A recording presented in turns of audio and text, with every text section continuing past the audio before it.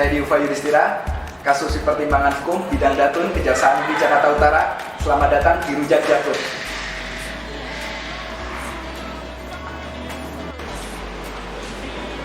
Dalam episode Rujak Jakut kali ini, saya akan sedikit memberikan informasi mengenai tugas pokok dan fungsi bidang Perdata dan Tata Usaha Negara Kejaksaan Republik Indonesia. Ada 5 tugas pokok dan fungsi bidang Datun.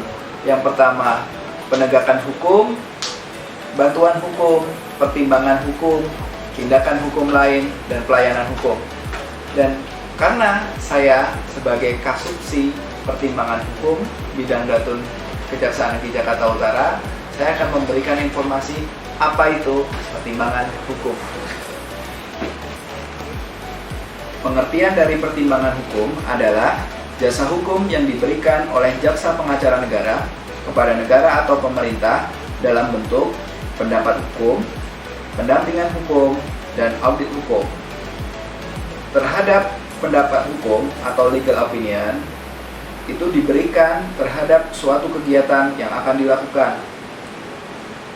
Pendampingan hukum atau legal assistance diberikan terhadap suatu kegiatan yang sedang berlangsung.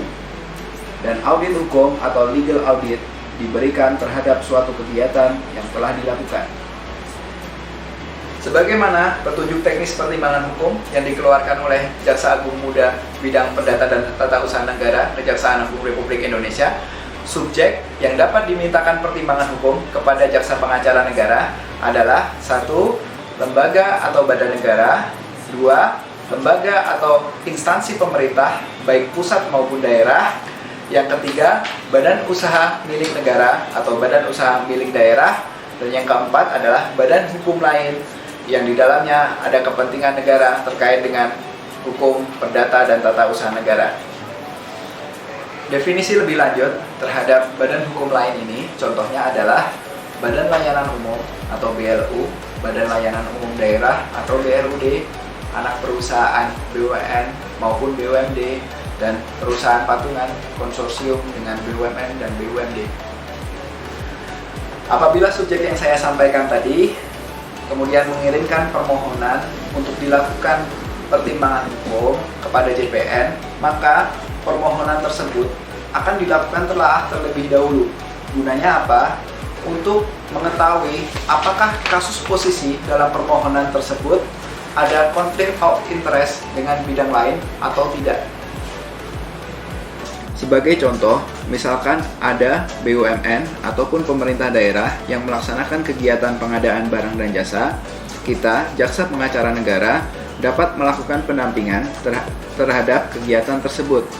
Dan apabila nanti di perjalanan kegiatan terjadi masalah terkait dengan keperdataan, misal akan dilakukan adendum pekerjaan, namun ada keraguan-raguan, maka jaksa pengacara negara dapat memberikan pendapat hukum atau legal opinion terkait masalah tersebut, agar nantinya pengadaan barang dan jasa dapat terlaksana dengan baik dan sesuai dengan aturan hukum yang berlaku. Karena tujuan utama dari pertimbangan hukum ini adalah bersifat preventif, meningkatkan kepatuhan, dan mengurangi pelanggaran. Demikian informasi dari saya. Sampai ketemu di Rujak Jakut episode selanjutnya. Terima kasih.